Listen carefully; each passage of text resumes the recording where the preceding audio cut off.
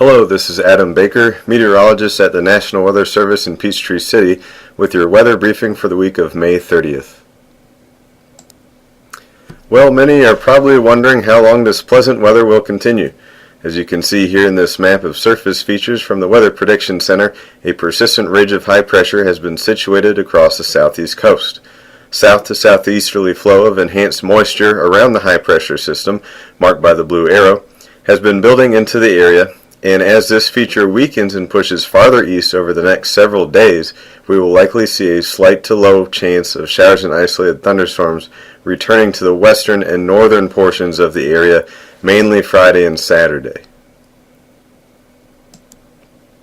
On the heels of the weakening high, there is a change coming to the current pattern with an approaching frontal system. Shown here are forecast locations from the Weather Prediction Center of a relatively slow-moving cold front beginning to influence the area from the northwest on Sunday, then gradually push southeastward through the next several days before finally exiting the southeast portion of central Georgia by Tuesday. The forecast models are in pretty good agreement with the timing and positioning of the front. Shown here is the GFS solution on the left and the European solution on the right for the surface features on Sunday morning. Simulated precipitation is shown as a shaded region.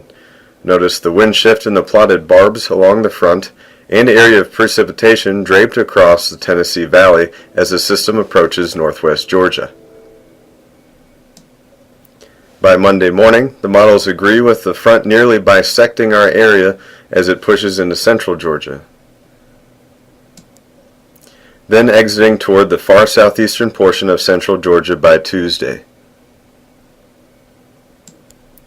Overall, we are expecting relatively weak wind shear as the stronger dynamics remain north of the area, though there will be some decent moisture and instability along and ahead of this system. With such an environment, we can expect the main impacts to be widespread showers and thunderstorms, along with isolated strong storms possible. The potential for strong storms will be area-wide Sunday afternoon into evening, with the main threats being gusty winds, small hail, and brief heavy rain. Frequent lightning is also a threat. The greatest coverage of showers and thunderstorms will be slowly shifting southeastward through Monday and is forecast to exit much of the area by Tuesday. The 48-hour rainfall forecast, valid from Sunday through Monday night from the Weather Prediction Center, calls for near 3/4 to 1 inch of rainfall across North Georgia and 1/2 to 3/4 of an inch for Central Georgia. While this does not currently appear to be a significant rain event, there could be isolated higher amounts with any storm development. So in summary, the main impacts with the front will be widespread showers and thunderstorms. Isolated strong storms are possible, mainly Sunday afternoon into evening, with the main threats being frequent lightning, gusty winds, small hail, and brief heavy rain. Total rainfall amounts look to range from 3/4 to 1 inch for North Georgia and 1/2 to 3/4 of an inch across Central Georgia. Behind the front, a weak high-pressure system to the north will keep isolated precipitation chances limited to the far southern portion of the area for midweek. Then a return of south to southeasterly flow will allow for isolated afternoon storm potential next Thursday and Friday.